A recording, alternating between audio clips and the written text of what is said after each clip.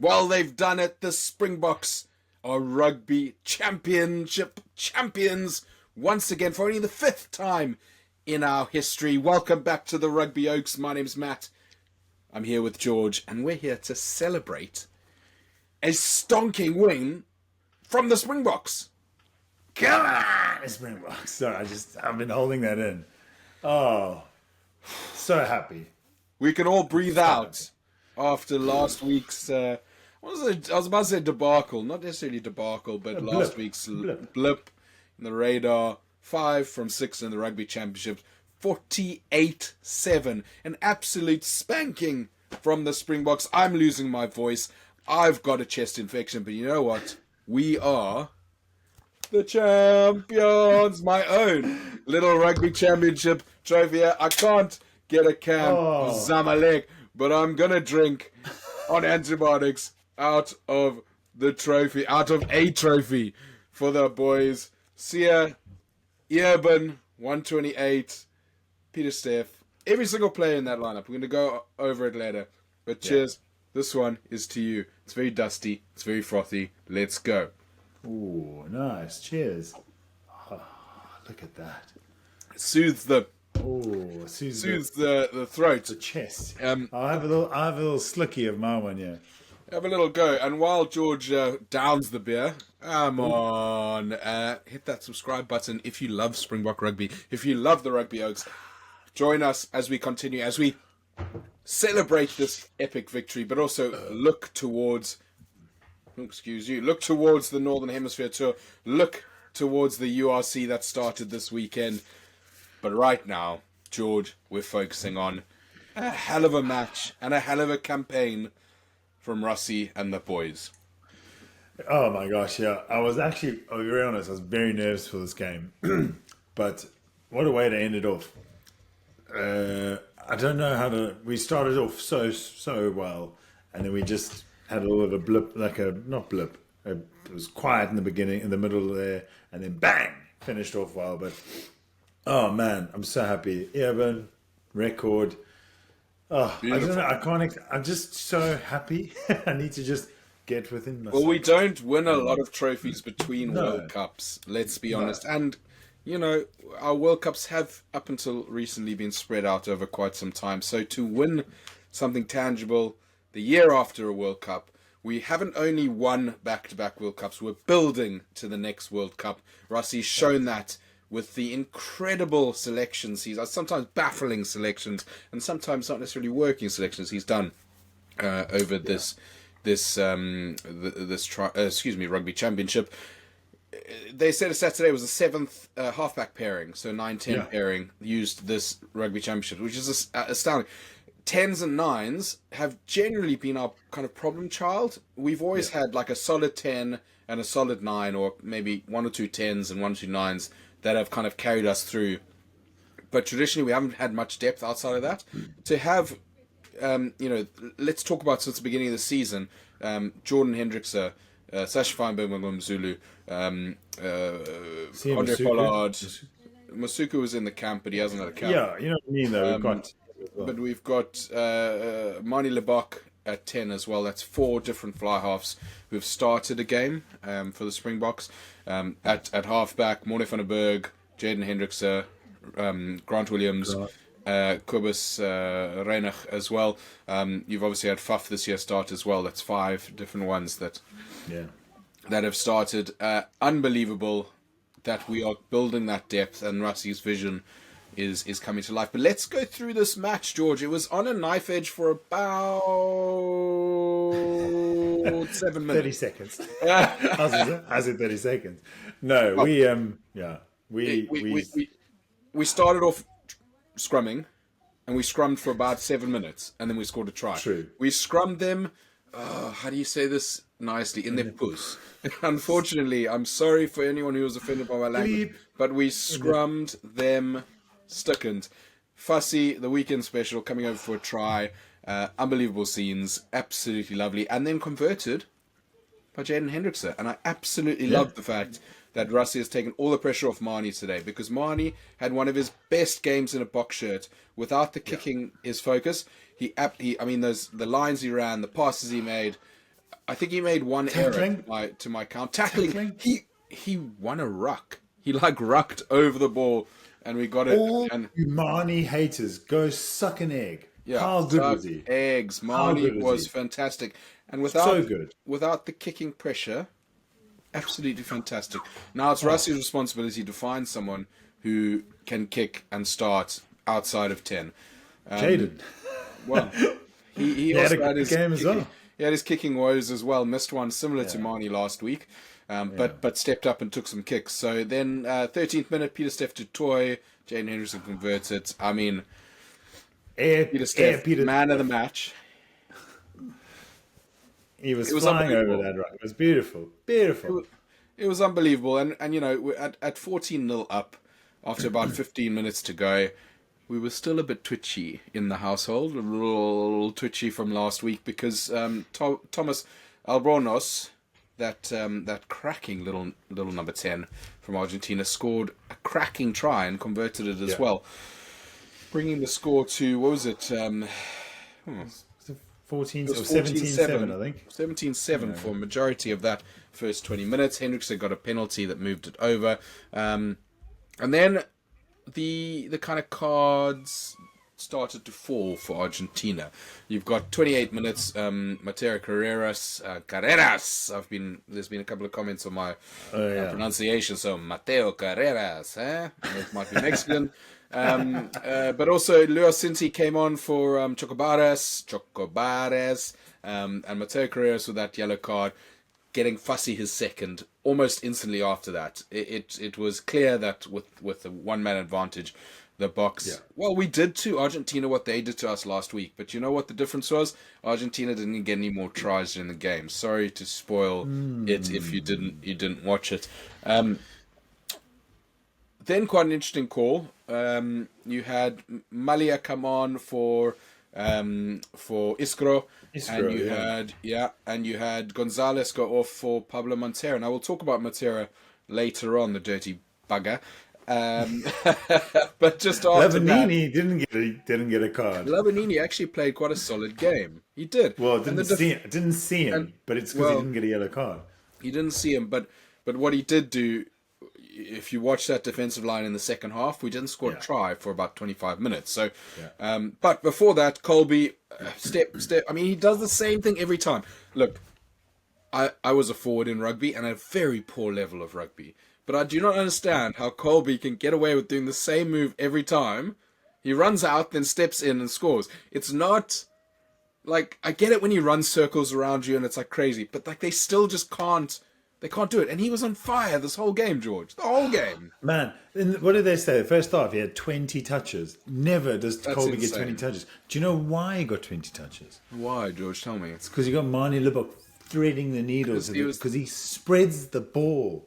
Chesney, come back to Stormers. Let's link up with Marnie. It'll be fantastic. But on the other side as well, Arnser probably found it a lot more. He had a lot less space, should we say, but he was doing the same thing. So we had two kind of mimicking wings, just stretching, just dodging, just diving. What do they say on dodgeball? Duck and dive and dodge. Dodge, dip and dive again. That's what it felt like it was doing. And there was a couple of tries still probably left out there, which is a bit frustrating. I am literally losing my voice as we talk. I'm so excited. I think I need to have a little more. There he goes. A little more trophy for the boys. A little bit of the bubbly. I didn't actually drink during the game because of my antibiotics. But anyway, if you want to see me recover and get better and continue to talk about rugby with a much nicer, less gruff voice, please hit that subscribe button. Go on, guys. We need to pay the medical bills. But jokes aside, we're trying to hit 1,000 subs, and we are just over 900, and we've got a week to do it. George is coming to London. He lives in Leeds. I live in London. He's coming to visit. We're going to make some live content. And you know what? We'd love it if we could celebrate 1,000 subs. So hit that subscribe button. Please pass it to a friend. And then halftime came a calling, George. Halftime was 27-7. And we can go 1-2, skip a few, 99-100. And apart from a couple of changes, the bomb squad coming on, probably not super effective. No. We didn't win the scrum penalties. We didn't, like, their defense was actually very good. They stopped that sniping runs because you had Jesse Creel, Damien De Linda just running lines at them constantly. It was tough to defend. Jasper Visser had a great run after the second half. Yeah. But the RGs always kept being able to kind of get to that last ball.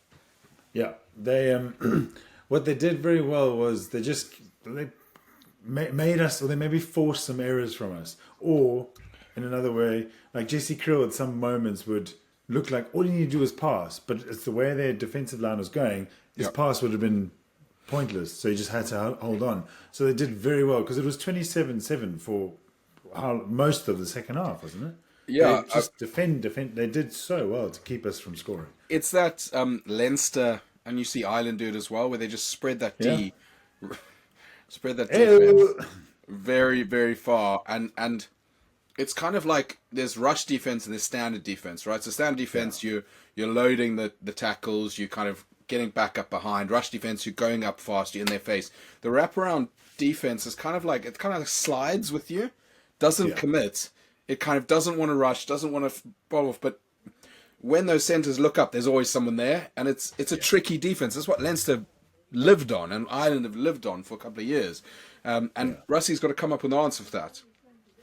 Or the attack coach, Tony Brown, Tony Ball's in the cup, as we did say later tonight, I'm sure. Look, he's got to come up with an answer to that, because that is not good enough. That Argentinian team was on the ropes at halftime.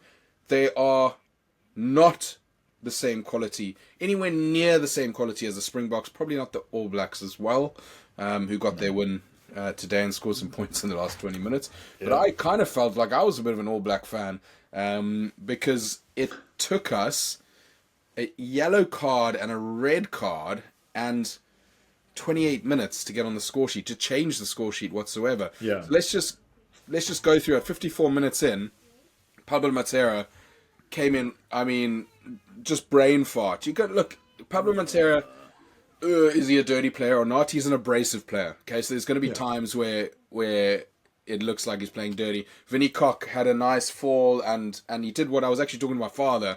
And I said, we need to lie on the ground sometimes. If we get hit badly, we need to lie on the ground to show the ref or to show the TMO that there's something to check.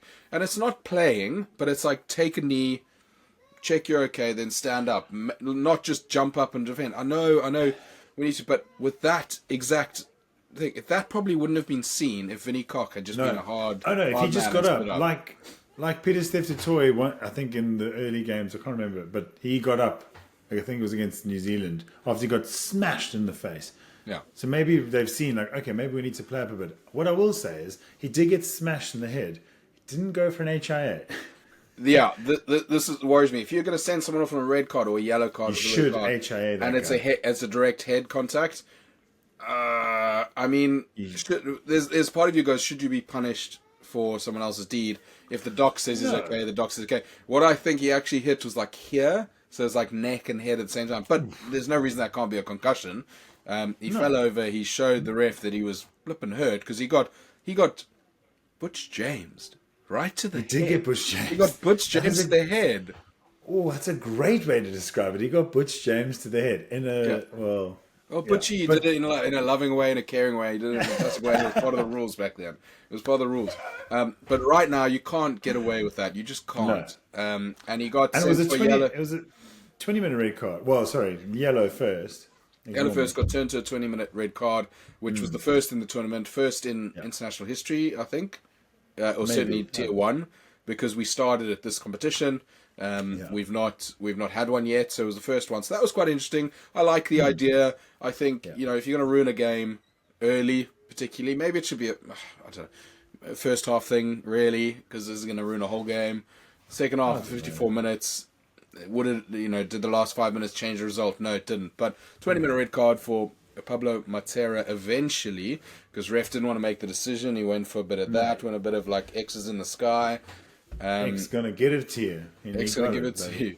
And then eventually we got some changes. We got Pollard on. Marnie got a nice little clap off, little ovation. Ulrich Lowe on, came a little firecracker, 10th cap for the guy. So he's starting to get to that level where he's a regular player, and I'm really enjoying that. But 67 minutes, Santiago Carreras with the yellow card, and this was a silly one. this was one that almost didn't get picked up, but it was a. When I saw it in real time, I said that's a yellow card, and I got people in my house in the Bok and Sausage were saying, no, he's going to listen. If you're popping your hand out there, frankly, it's bizarre it wasn't a penalty try, because there was 2 players and no cover defense. Wasn't there just one defender versus he was still basically coming around. There was 2. It was Peter Stefan Toy. I mean, he's going to run over this little oak. Best rugby player Run in the world. over that little oak. But anyway, we scored a try fairly quick after that with Malcolm Marx. Andre Pollard slotted it. We then scored the try that never was with an amazing break from Lekanyo. Absolutely unbelievable. And some work from Jesse Creel, who was everywhere on attack. Everywhere. He played so well. We're going to talk about the player ratings in a minute. But that kick from Fussy, weekend special. Unfortunately, Kudley Arendse wasn't able to add to his thing because he played such a good game. It would have been great if he had, but just didn't get it down. No, he just. But you know what? You could see it on his face the minute he got up from it. He looked in the side. He's like, yeah. But look, fair play to him. What a break from he showed pace. It was unbelievable. Look, it was unbelievable. It was unbelievable. Look, was at 12 and they were down to 13 men, so you can kind of say he looked better than he is, but that's just the classic He used to do that, against New Zealand. He did that, I think, against New Zealand at Twickenham, and obviously got called back. Sorry, Mbombela a couple of years ago got called back for blocking, but he did a similar kind of thing. But hey-ho, Jesse Creel scored a try at the 76th minute. Fantastic conversion. Then we had a little bit of pressure from frankly, Argentinians. I'm going to have a little rant here, George. A little rant here. There's enough players play enough rugby, and I know there's this passion thing at the end of the game where you want to get some pride and score a try, okay? Yeah. Argentina were down by 41 points. Last game of the tournament, before a break, before a Northern Tour, okay? All of those players have to go back to their clubs. All of our players have to go back to their clubs. 80 minutes on the clock, you're not going to win the game, and they go for the corner twice. Look, I know you want to end on a positive. I know you want to do it. That is injury central. Central. And if you get injured, and you, God forbid, end your career, but you get knocked out for a few games in your season, in a nothing attempt to score a try. It has no effect on your life. It has no effect on the competition. You're still coming third, Argentina, probably where you belong. Excuse my language, but last week really affected me. But how can you justify risking people's careers for stupid plays like that? Especially when it comes to mauls, try line, 5 meter out. Defense must be the most injury-prone place to be. You're getting hits in the face, hits to the legs, hits the knees, clear outs. But rant's over because we held up more little fisticuffs, little hands in the face of Malcolm Marx. So those fingers were so close to Malcolm Marx's eyes, they were almost going to subscribe to us. So they weren't able to do it. But you could. You can subscribe to us right now. If you're still with us, 18 minutes in, subscribe. Let's go. And we won 48-7. 7 tries to 1. Absolutely unbelievable. But George, before we go... Oh, yeah, sorry. No. I was going to say, I think that takes us to the top try-scoring team of the tournament. Because I think we were coming second, technically. It was Argentina, and then we tied with New Zealand. I think Argentina had like 19 tries, and we had 17 or 16. Well, George, that surprised me because we play boring rugby. Springboks play boring rugby. Terrible rugby. Who said that? Not me. Not me. Time to go stack an egg. 19 minutes in, George. We're going to do the last 5 minutes. We're going to do it quite quickly here because we want our people to go and enjoy their evenings. We want them to subscribe. Yes. We want them to go and check out some other great videos on YouTube. So let's go through player ratings. I think there's going to be a couple of high ones. Starting off right at the front, Oxenchair had a stonking game. George, what are you giving him? 9. 9 out of 10. I've got nothing to argue with that. I'm going to go Bongi.